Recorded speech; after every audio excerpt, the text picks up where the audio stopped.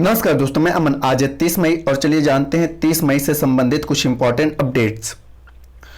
तो आज का पहला अपडेट है, प्रधानमंत्री नरेंद्र मोदी ने किस शहर में भारत के सबसे बड़े ड्रोन फेस्टिवल भारत ड्रोन महोत्सव 2022 का उद्घाटन किया। ऑप्शन ए है दिल्ली, ऑप्शन बी है कोलकाता, ऑप्शन सी है बेंगलुरु और ऑप्शन डी है चेन्नई। तो यहाँ पर जानते हैं प्रधानमंत्री नरेंद्र मोदी ने दिल्ली के प्रगति मैदान में भारत के सबसे बड़े ड्रोन फेस्टिवल भारत ड्रोन महोत्सव 2022 का उद्घाटन किया। प्रधानमंत्री ने कहा कि मैं ड्रोन प्रदर्शनी से प्रभावित हूं, साल 2030 तक भारत ड्रोन हब बनेगा।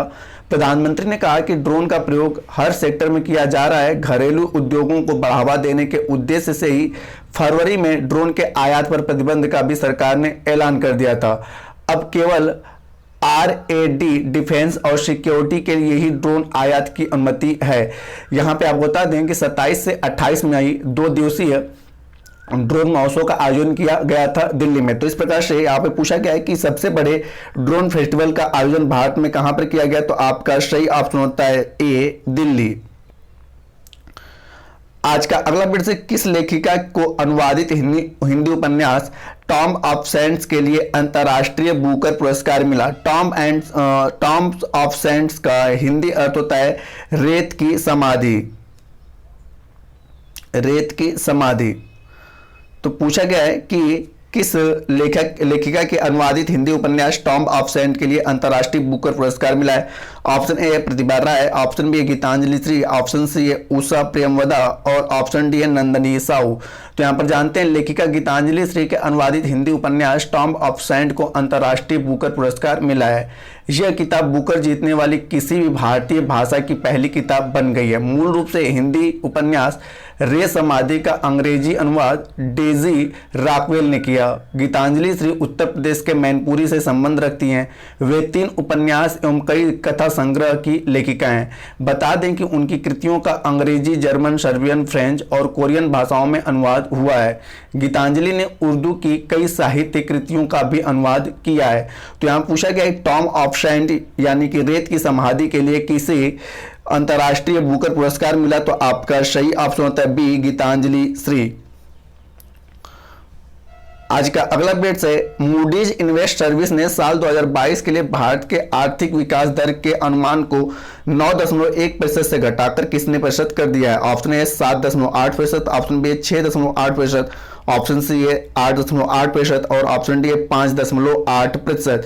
तो यहां पर जानते हैं कि मूडीज इन्वेस्ट सर्विस ने उच्च महंगाई दर का हवाला देते हुए साल 2022 के लिए भारत के आर्थिक विकास के अनुमान दर को 9.1% से घटाकर 8.8% कर दिया है। ग्लोबल मैक्रो आउटलुक 2022-23 के अपने अपडेट में मूडीज ने कहा कि कच्चे तेल, फूड और फर्टिलाइजर की कीमतों में बढ़ोतरी का असर खर्च करने की क्षमता पर पड़ेगा। रेटिंग एजेंसी के मुताबिक अगले वर्ष जीडीपी 5.4% रह सकता है।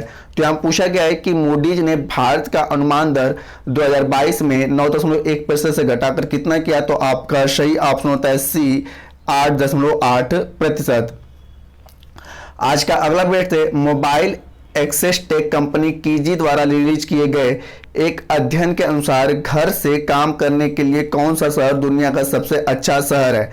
Option A Karachi, option B है दिल्ली, ऑप्शन सी है बीजिंग और ऑप्शन डी है सिंगापुर। तो यहाँ पर जानते हैं मोबाइल एक्सेस टेक कंपनी कीजी द्वारा रिलीज एक अध्ययन के मुताबिक घर से काम करने के लिए सिंगापुर दुनिया का सबसे अच्छा शहर है। इसके बाद Washington, Austin, Bern, Zurich, Geneva, San Francisco, Boston, Stockholm और लिवरपूल का स्थान है। कीजी ने जर्नल ऑफ पब्लिक इकोनॉमिक्स और विश्व बैंक के डेटा का विश्लेषण कर यह रिपोर्ट तैयार किया। तो यहाँ पूछा गया है कि घर से काम करने के लिए सबसे अच्छा शहर कौन बना है, तो आपका सही ऑप्शन है डी, सिंगापुर। सही ऑप्शन आपका डी, सिंगापुर। आज का अगला अपडेट से, किसने हाल ही में ट्विटर के निदेशक मंडल से इस्तीफा दे दिया है। Option A Jack Dorsey, option B है पराग अग्रवाल, ऑप्शन सी धर्मेंद्र चतुर और ऑप्शन डी है विनय प्रकाश।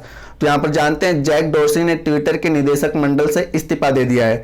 डोर्सी ने पिछले साल नवंबर में ट्विटर का सीईओ पद छोड़ा था और भारतीय मूल के पराग अग्रवाल ने उनकी जगह ली थी।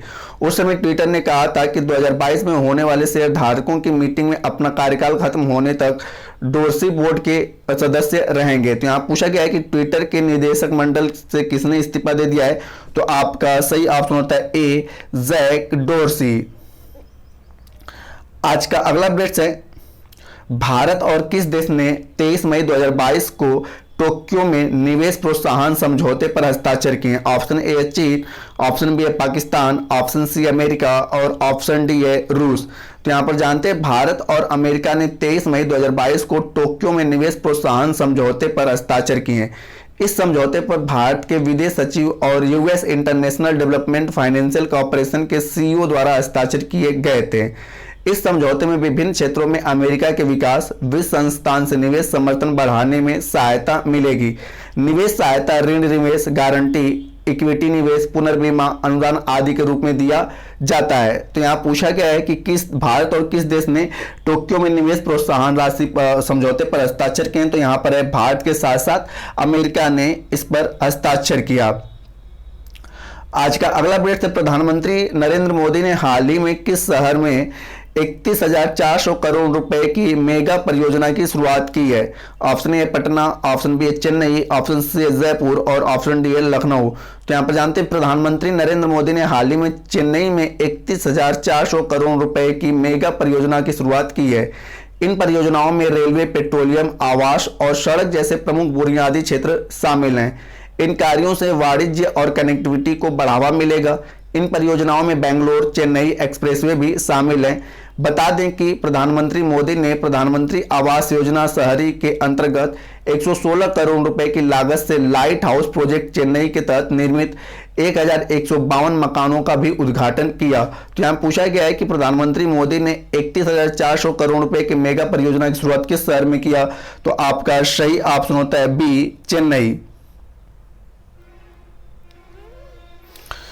आज का अंतिम अपडेट है, पश्चिम बंगाल कैबिनेट ने राज्यपाल की जगह अब किस राज्य के विश्वविद्यालयों का चांसलर बनाने की मंजूरी दे दी? यहां पूछा गया कि पश्चिम बंगाल कैबिनेट ने राज्यपाल की जगह अब किसे राज्य के विश्वविद्यालयों का चांसलर बनाने की मंजूरी दे दी है? ऑप्शन ए है शिक्षा मंत्री, ऑप्शन बी है वित्त मंत्री, ऑप्शन सी है गृह मंत्री और ऑप्शन डी है मुख्यमंत्री। तो यहां पर जानते हैं पश्चिम बंगाल कैबिनेट ने राज्यपाल की जगह मुख्यमंत्री को राज्य के विश्वविद्यालयों का चांसलर बनाने का मंजूरी दे दिया है।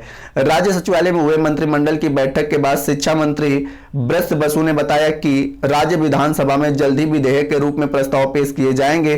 पश्चिम बंगाल के राज्यपाल जगदीप धनखड़ वर्तमान समय में राज्य के 17 राज्य संचालित यूनिवर्सिटी के पदेन कुलपति हैं। बता दें कि जुलाई 2019 में राज्यपाल के कार्यभार के रूप में इन्हें पश्चिम बंगाल का राज्यपाल बनाया गया था। तो यहाँ पूछा गया है कि पश्चिम बंगाल में राज्यपाल की जगह पर अब विश्वविद्यालयों का कुलपति कौन होगा? तो आपका सही ऑप्शन होता है डी, मुख्यमंत्री। तो दोस्तों यह वीडियो आपको पसंद आया तो वीडियो को लाइक करें, कमेंट करें तथा अपने दोस्तों के साथ शेयर करें। इस चैनल पर नए हैं तो चैनल को सब्सक्राइब अवश्य करें तथा इस पीडीएफ को प्राप्त करने के लिए आप हमारे टेलीग्राम से जुड़ सकते हैं, जिसका लिंक वीडियो के डिस्क्रिप्शन में दिया हुआ है। तो वीडियो के अंत तक बने रहने के लिए धन्यवाद। मिलते हैं जल्दी नेक्स्ट वीडियो में।